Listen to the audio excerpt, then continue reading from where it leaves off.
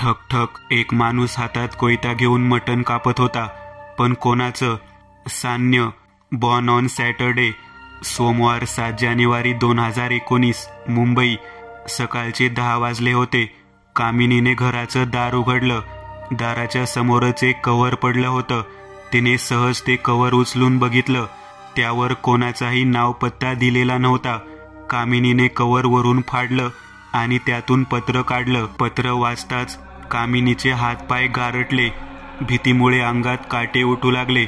ती धावत घरामध्ये निघून गेली आणि नवऱ्याला फोन करण्यासाठी जशी ती मोबाईल जवळ आली तेवढ्यात फोनची रिंग वाजली. फोन तिच्या नवऱ्याचाच होता. कामिनी, राहुलच्या शाळेतून फोन आला होता. त्यांनी आपल्याला लगेच शाळेत बोलावलं आहे. मी कामावरून निघालोय, पोहोचतो घरी. कामिनी हे ऐकून अजून घाबरली. विजय घरी आला. बघतोय तर कामिनी समोर बसून रडत होती. कामिनी, काय झालं? रडतेस का? कामिनी, बोल काहीतरी. काय झालं? कामिनीने हातातलं पत्र विजयला दिलं आणि मोठमोठ्याने रडू लागली. विजयने ते पत्र वाचलं. पत्र वाचून त्याला धक्का बसला. पुढे काय बोलावं त्याला बिलकुल सुचत नव्हतं. तेवढ्यात त्याच्या घरी पोलिसांची गाडी आली. पोलीस उतरून आतमध्ये आले. हॅलो, मी इन्स्पेक्टर अजिंक्य खरात. तुमच्या मुलाची मिसिंग कंप्लेन त्याच्या शाळेतल्या अध्यापकांनी केली आहे. मी त्यासाठीच इथे आलो आहे. तुम्हाला शाळेत बोलावलं होतं पण कोणीच आलं नाही, म्हणून मी स्वतःच आलो. जाऊ द्या, राहुलबद्दल थोडं विचारायचं होतं. विजयने काहीच उत्तर दिलं नाही. तो तसाच शांत उभा होता. अजिंक्यने विजय आणि कामिनीला नीट बघितलं. त्यांना बघून त्याला खात्री झाली की नक्कीच काहीतरी गडबड आहे. तुम्ही काळजी करू नका, तुमच्या मुलाला लवकरच आम्ही शोधून काढू. विजय काहीच बोलला नाही. त्याने फक्त ते पत्र इन्स्पेक्टरच्या हातात दिलं. अजिंक्य आश्चर्यात पडला. त्याने पत्र वाचायला घेतलं. राहुल, वय 10 वर्ष, रंग सावळा, तुमचा मुलगा. सॉरी, पण मी त्याला कापून खाऊन टाकलं. खूप भूक लागली होती मला आणि खरंच त्याचं मटण खूप स्वादिष्ट होतं. मस्त मेजवानी झाली. मसाले वगैरे टाकून शिजवलं. पण ना यार, शिजवायला खूप वेळ लागला. पण जेव्हा मी टेस्ट केलं ना तर मग काय सांगू की किती आनंद झाला. मज्जा आली, मस्त. सान्य. पत्र वाचून स्वतः इन्स्पेक्टरच्या अंगाला काटे उठले. पोलीस राहुलच्या आईबाबांना घेऊन पोलीस ठाण्यात गेली. तसेच शाळेतल्या लोकांनाही बोलावून घेतलं. राहुल कुठून आणि किती वाजता हरवला? अजिंक्यने विचारलं. सर, मी सुनील, राहुलचा शिक्षक. मी तेव्हा तिथेच होतो. सर, मी रात्री हजेरी घेतली तेव्हा सगळी मुलं तिथेच होती. नंतर सगळी मुलं आपापल्या टेंटमध्ये जाऊन झोपली. प्रत्येक टेंटमध्ये 4-4 मुलांचा ग्रुप होता सर. सकाळी जेव्हा मी हजेरी घेतली तेव्हा राहुल नव्हता सर. म्हणजे तो सकाळपासून गायब आहे. तुम्ही लोक 50 मुलांना पिकनिकला घेऊन गेले, मग त्यांची काळजी नीट घेता आली नाही का? सर, आम्ही 10-10 मुलांचा ग्रुप केला होता आणि प्रत्येक ग्रुपला एक शिक्षक मॉनिटर करत होता. पण माहीत नाही कसं राहुल गायब झाला. सर, प्रत्येक वर्षी आम्ही मुलांना अलिबागला घेऊन जातो with due permission to their parents. शाळेतील अध्यापक. परमिशन माय फूट. राहुल जिवंत आहे की नाही ते पण सांगू नाही शकत आपण. त्याच्या घरी आज सकाळीच हे पत्र आलं आहे ज्यात असं लिहिलं आहे की त्याला मारून टाकलं. त्याचे आई बाबा बाहेर बसले आहेत. काय सांगू मी त्यांना? हे ऐकून सगळे शांत झाले. नुसतीच एक मिसिंग रिपोर्ट हत्येच्या केसमध्ये पलटली. तेवढ्यात राहुलचे बाबा आत आले. सर, माझा मुलगा. सर, असू शकतं की हे पत्र खोटं आहे. कोणीतरी असंच लिहून पाठवलं असेल. सर, तुम्ही शोधा ना, काहीतरी करा ना सर. विजय रडत होता. मुलाला गमावण्याचं दुःख त्याच्या बोलण्यावरून कळत होतं. तुम्ही आधी शांत व्हा. मला सांगा, तुमची कोणाबरोबर काही दुश्मनी आहे का? किंवा तुम्हाला कोणावर संशय आहे का? नाही सर, बिलकुल नाही. विजयने पटकन उत्तर दिलं. पोलिसांनी वेळ न घालवता कारवाई सुरू केली.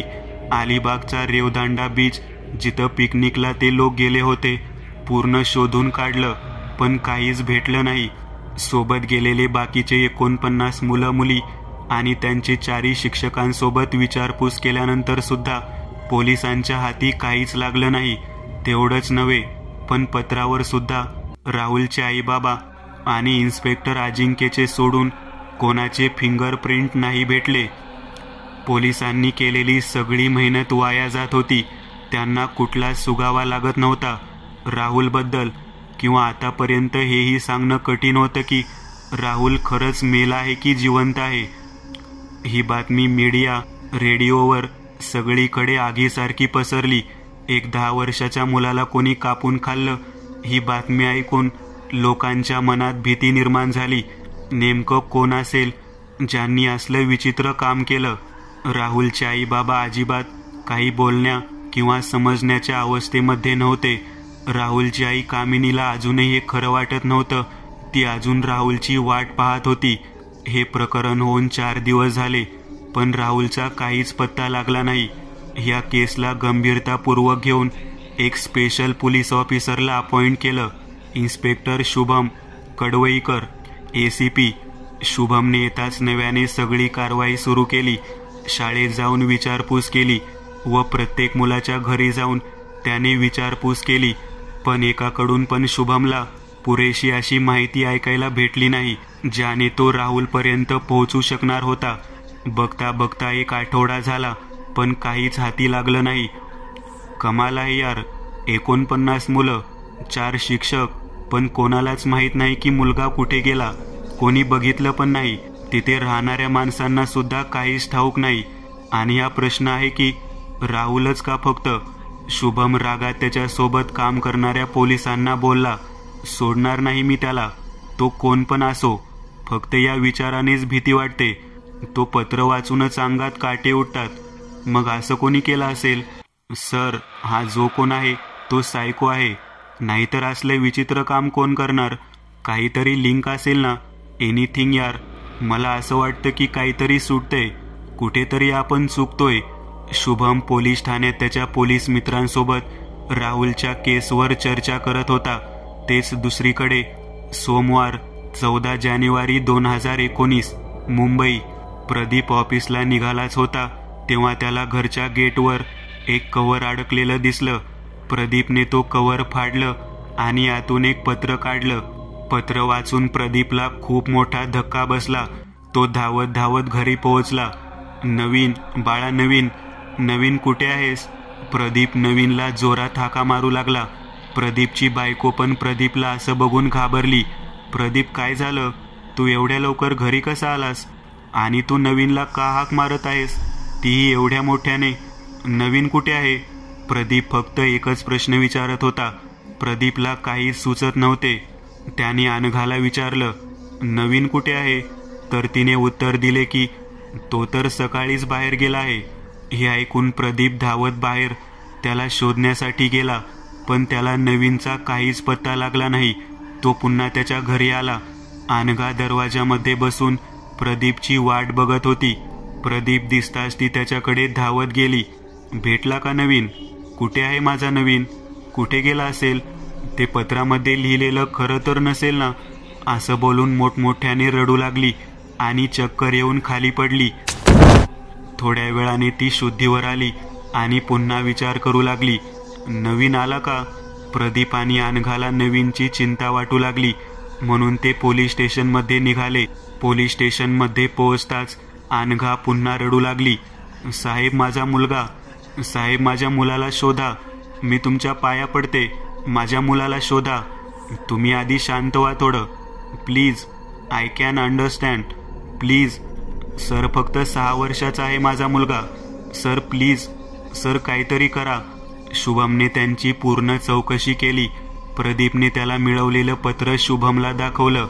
सर, हा तोच आहे. हे तसंच पत्र दिसतंय. हे ऐकून शुभमला खूप राग आला, पण तो तरी काय करू शकतो? शुभम पुढे चौकशी करू लागला. नवीनला तुम्ही शेवटचं कधी बघितलं होतं? सर, सकाळी. आज मी त्याला माझ्या आईच्या घरी घेऊन जाणार होती, म्हणून त्याला शाळेत नाही पाठवलं. सकाळी सर, तो बाहेर खेळायला गेला होता. मला सांगून गेला होता. तुम्हाला हे पत्र किती वाजता भेटलं? सर, सकाळीच 1:10च्या सुमारास. नवीन घरातून किती वाजता बाहेर पडला? सर, 9 वाजता. म्हणजे जे काय झालं आहे ते ह्या 1.5 तासात झालं. ठीक आहे, आम्ही बघतो. तुम्ही प्लीज हिम्मत हारू नका. आम्ही नवीनला नक्की शोधून काढू. पण आता तुम्ही घरी जा. आम्हाला काही माहिती मिळाली की आम्ही तुम्हाला कळवू. सावरा स्वतःला. प्रदीप आणि त्याची बायको खूप रडत होते आणि तेच अजिंक्य आणि शुभमला हे कळत नव्हतं की असलं विचित्र काम कोण करते आणि का. शुभमने पत्र वाचायला सुरुवात केली. नवीन, वय 6 वर्ष. काल रात्रीपासून पोटात कसं तरी होत होतं. भुकेने माझा जीव जात होता आणि तेव्हाच मी तुमच्या मुलाला बघितलं. एकदम नरम नरम मांस. आज तर मज्जा येईल त्याला खायला. बस आता भूक वाढत चाललीये. सान्य. सर, याचं काहीतरी केलं पाहिजे लवकर. वर्षाच्या पहिल्याच 2 आठवड्यात 2 छोटे मुले गायब झाली. शुभमने अजिंक्यला काही जबाब दिला नाही. तो शांत उभा राहून विचार करत होता. पोलिसांनी प्रदीपच्या घराच्या आजूबाजूला सगळीकडे बघितलं. सगळ्यांसोबत विचारपूस केली, पण शेवटी तेच. शुभमला काहीच सुगावा भेटला नाही ज्याने तो नवीनपर्यंत पोहोचू शकेल. 1.5 तासात त्याने सकाळच्या वेळेत एका मुलाला गायब केलं आणि परत पत्रही ठेवून गेला, पण त्याला कोणी बघितलं नाही. हे कसं शक्य आहे? अजिंक्य, नवीनच्या घरापासून 1 किलोमीटरच्या अंतरमध्ये प्रत्येक घर, हॉटेल, क्लब सगळं चेक कर. Okay sir. तेव्हा शुभमला त्याच्या सुपेरियरचा कॉल आला. त्यांनी शुभमला पटकन त्यांच्या ऑफिसमध्ये बोलावलं. Shubham, what is this? Is this some kind of a joke? अजून राहुलच्या बद्दल काही माहिती भेटली नाही आणि आता अजून एक. मीडियामध्ये ही गोष्ट आगीसारखी पसरते. मला इमिडिएट ॲक्शन पाहिजे ह्यावर. हो सर. सर, हा जो कोण आहे मला नाही वाटत हा इथंच थांबणार आहे. म्हणजे यू वॉन्ट टू से की असं परत होईल? हो सर, पॉसिबिलिटी आहे. मला हे माहीत नाही, पण I want that bloody bastard. कोण आहे हा सान्य? हो सर. जय हिंद. शुभम सरांच्या ऑफिसमधून निघाला तसाच त्याला मीडियावाल्यांनी अडवलं. Sir sir, 1 minute please sir. कोण आहे सान्य जो अशा विचित्र पद्धतीने मुलांना गायब करतोय? तो फक्त एक सायको किलर आहे आणि आम्ही त्याला लवकरात लवकर तुरुंगात टाकू. सर, काय खात्री आहे की तो किलर परत कुठल्या मुलाला किडनॅप नाही करणार? शुभमने या प्रश्नाचं काहीच उत्तर दिलं नाही आणि तो मीडियासमोरून काही न बोलताच निघून गेला. तर आपण बघितलं की ह्या केसला स्वतः हँडल करणे इन्स्पेक्टर शुभम कडवईकर यांच्याकडे सुद्धा ह्या प्रश्नाचं काहीच उत्तर नाहीये. मुंबई शहरात एक सायको किलर खुलेआम फिरतोय जो लहान मुलांना किडनॅप करून त्याच्या आईबाबांना पत्र लिहून हे कळवतो की त्यांच्या मुलांना त्यांनी मारून खाल्लं व त्यांचा मांस किती स्वादिष्ट होतं आणि पोलिसांना त्यांच्याबद्दल अजून एकही पुरावा हाती लागला नाहीये. हे दुर्भाग्य म्हणावं लागेल. तर दर्शकांनो, सतर्क व्हा. आपल्या मुलांना कुठेही बाहेर पाठवू नका. कोणत्याही अनोळखी माणसाला घरात घेऊ नका. सर, सेम आहे. ह्या पत्रावर पण त्याच्या आईबाबांना सोडून कोणाचे फिंगरप्रिंट्स नाही भेटले. सर्च टीमची काय खबर? Sir, nothing. आम्ही नवीनच्या घरापासून पुढे 1 किलोमीटरच्या अंतरावर सगळीकडे बघितलं. लोकांच्या घरात जाऊन पण विचारपूस केली, पण गॉट नथिंग. मग हा किलर एवढ्या लवकर गायब कुठे झाला? सर, बहुतेक त्याने आधीपासूनच लक्ष ठेवलं असेल नवीनवर. अजिंक्य, हा जो कोण आहे तो खूप चालाक आहे. प्लॅन करून करतो हे सगळं. सर, पहिली किडनॅपिंग झाली 7 तारखेला सोमवारी आणि दुसरी सोमवार 14ला आणि आता सर 100% चान्सेस आहे की पुढच्या सोमवारी किलर परत एक किडनॅपिंग करेल. Yes, exactly. पण आता माहीत कसं पडणार की तो कुठे, कधी, कोणाला किडनॅप करणार आहे? अजिंक्य, एक काम कर. गेल्या 3 महिन्यात जेवढे पण हिस्ट्री शीटर्स ज्यांना जेलमधून सोडलं किंवा जे बेलवर सुटले आहे त्यांची एक लिस्ट बनव आणि सोबतच शहरात असे किती लोक आहेत ज्यांचा मानसिक उपचार चालू आहे सोबतच एक लिस्ट सायकॅट्रिक डॉक्टर्सची पण काढ. Okay sir. Let's the action begins. इथं शुभम आणि अजिंक्य त्या किलरला ट्रॅक करण्यासाठी योजना बनवत होते. तेच दुसरीकडे वेगळंच काहीतरी चालू होतं. एक माणूस पायऱ्या उतरत होता. उतरून त्यांनी पुढं चालायला सुरुवात केली आणि पुढे येताच त्याने पाहिलं की एका रांगेत मोठे मोठे पिंजरे होते दोन्ही बाजूला. तो माणूस हळूहळू पुढं चालत जात होता. प्रत्येक पिंजऱ्यामध्ये छोटी छोटी मुले होती, ज्यांचे पाय रश्शीने बांधलेले होते. तो पुढं चालत गेला. प्रत्येक पिंजऱ्यात मुलं होती, पण पुढे एक पिंजरा होता ज्यात कोणी नव्हतं. पण आकड्याला अडकून रस्सी तिथे पण पडली होती, जणू कोणाला बांधून ठेवला आहे. तो माणूस हे दृश्य बघतच होता की अचानक मागून एक माणूस हातात कोयता घेऊन त्याच्या अंगावर धावत आला आणि तो झोपेतून उठला. गुड मॉर्निंग शुभू, उठ लवकर, तुला स्टेशनला निघायला उशीर होईल, नाही तर मी नाश्ता बनवून घेते, तू फ्रेश होऊन खाली ये, राजश्री म्हणाली. शुभम तयार होऊन लगेच खाली आला आणि नाश्ता करून निघाला.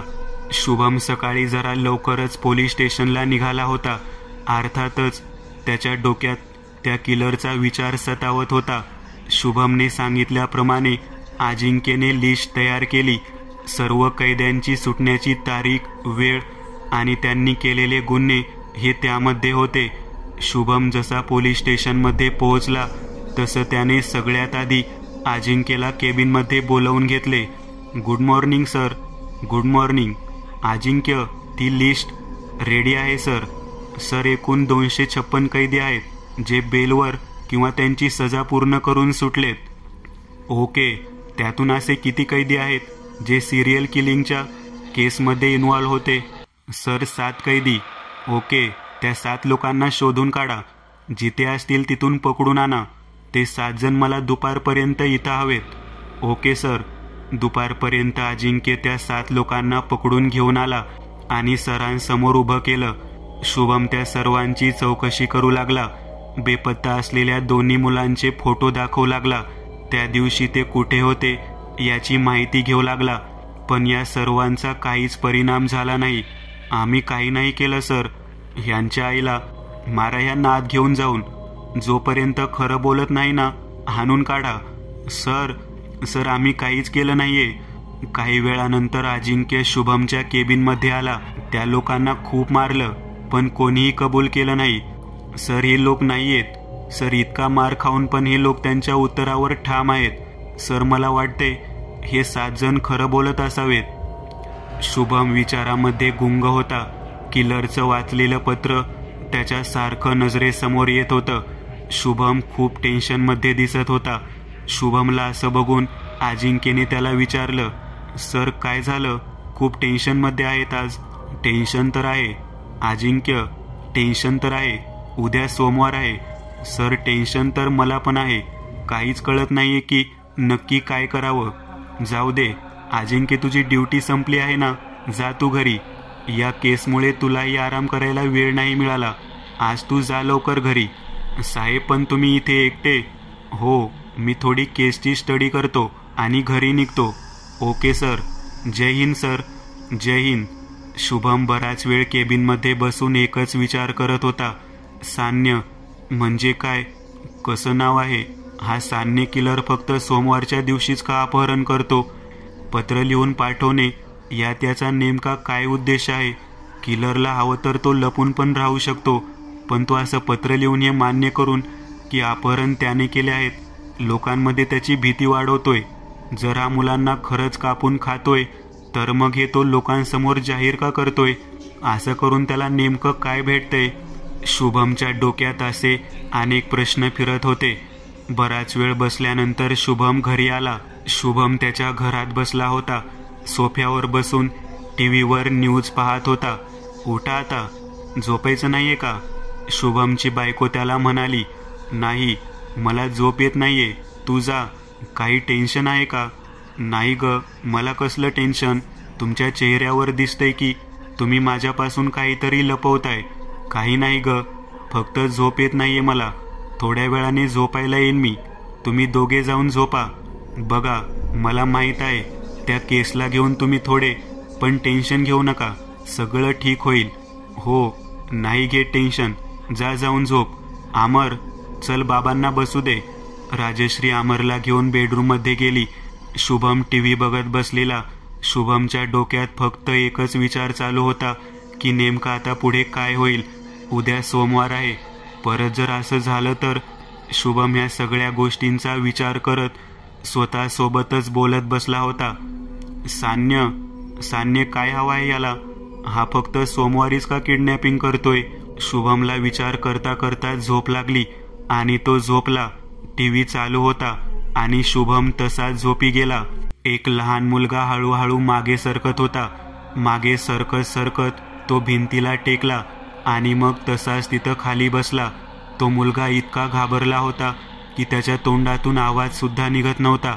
तेव्हाच समोरून एक माणूस चालत आला. त्या माणसाच्या हातात एक कोयता होता आणि तो हळू स्वरात गाणं म्हणत होता, चांदोबा चांदोबा भागलास का, निंबोनीच्या झाडामागे लपलास का? काय झालं तुला बाळा? भूक लागली आहे का? हा, भूक लागली आहे. भूक तर मला पण खूप लागली आहे. पण तू बघ, असा घाबरशील तर माझं पोट कसं भरेल? चल आता लवकर ये जवळ. अरे ये ना. त्या माणसाने त्या मुलाचा हात पकडला आणि खचकन कोयत्याने कापला. तो मुलगा तडफडत होता, जोर जोराने रडत होता. अरे काय झालं इतकं? का रडतोय तू? हे घे, तुला खायचं आहे का? घे मग, तू खा आधी. त्या माणसाने तो कापलेला हात उचलला आणि त्या मुलाच्या तोंडाच्या जवळ घेऊन गेला. हे घे, खा. अरे खा ना. तो मुलगा हलत नव्हता. रक्ताची नुसती धार सुटली होती. अरे मेलास तू. ठीक आहे, चल, पण काळजी करू नकोस. मी तुला वाया थोडी घालवणार. मी आहे की. असं म्हणत त्या माणसाने कोयता परत उचलला आणि त्या मुलाच्या मानेला मारतच होता की शुभम झोपेतून उठला. घामाघूम झाला होता. तो रडायला लागला आणि रडत रडत म्हणाला, सान्य. शुभमच्या लक्षात आलं की हे सर्व स्वप्न होतं, पण तो खूप घाबरला होता. 21 जानेवारी सोमवार 2019. इथं न्यूजवर ही बातमी वाऱ्यासारखी पसरत चालली होती. 2 मुलं बेपत्ता. किलर पाठवतोय मुलांच्या घरी पत्र. काय लिहिलंय त्या पत्रात? पोलीस कधी शोधून काढणार त्या मुलांना? पोलीस करतायत तरी काय? शुभमचा फोन वाजला. तेव्हा शुभम झोपेतून उठून नुकताच तयार होत होता आणि तेव्हाच त्याने समोर न्यूजवर बघितलं. 1 नाही, 2 नाही, पण एकत्र 22 छोट्या छोट्या मुलांचं अपहरण झालं आहे. मुंबई पोलीस अजूनही झोपेत आहे. शुभमने पटकन फोन उचलला. अजिंक्यचा फोन होता. सर, तुम्ही लवकर या. इथे खूप मोठा गोंधळ झाला आहे. शुभम पटकन पोलीस स्टेशनला पोहोचला. पोलीस स्टेशनच्या बाहेर खूप गर्दी जमली होती. मीडियावालेही कॅमेरे घेऊन थांबले होते. शुभम जसा गाडीतून उतरला, सगळे मीडियावाले त्याच्या मागे धावत आले. सर, तुम्ही कधीपर्यंत असंच हातावर हात घेऊन बसणार आहेत? आज एकूण 22 मुलांचं अपहरण झालं आहे सर. शुभमने मीडियावाल्यांना काहीच उत्तर दिलं नाही आणि तो आतमध्ये निघून गेला. आतमध्येही नुसतीच गर्दी होती. ज्या 22 मुलांचं अपहरण झालं होतं त्यांचे आई वडील सगळे तिथे जमले होते.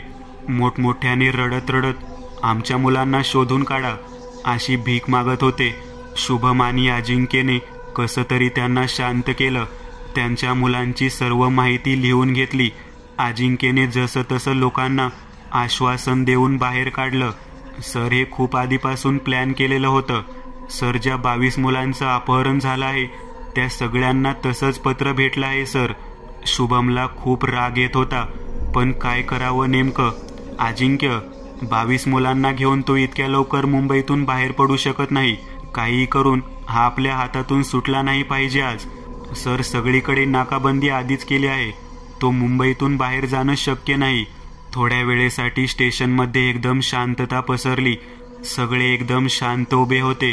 तेव्हाच अजिंक्य हळूच बोलला, सर, शाळेची अख्खी बस त्यांनी गायब केली. अजिंक्य, बस ड्रायव्हरचा काय पत्ता? नाही सर, तो पण त्यांच्यासोबत गायब आहे. शुभमने सगळी पत्र अजिंक्यकडून घेतली.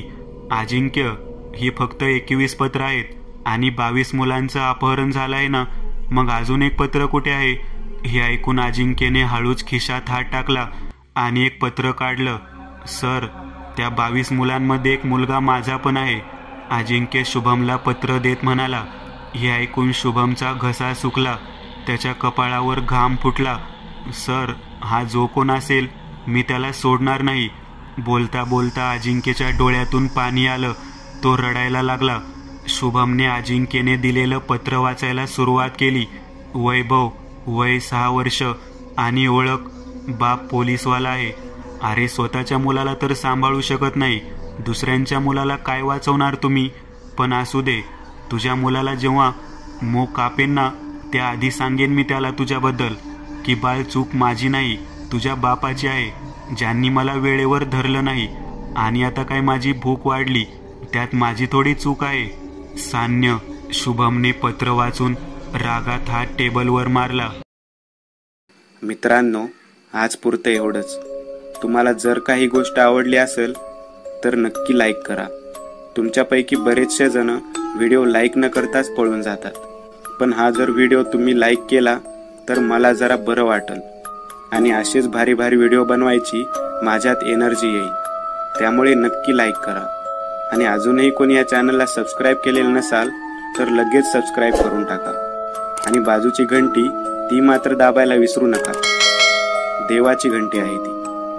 चला तर मग पुन्हा भेटूया अशीच एक आगळी वेगळी गोष्ट घेऊन पुढच्या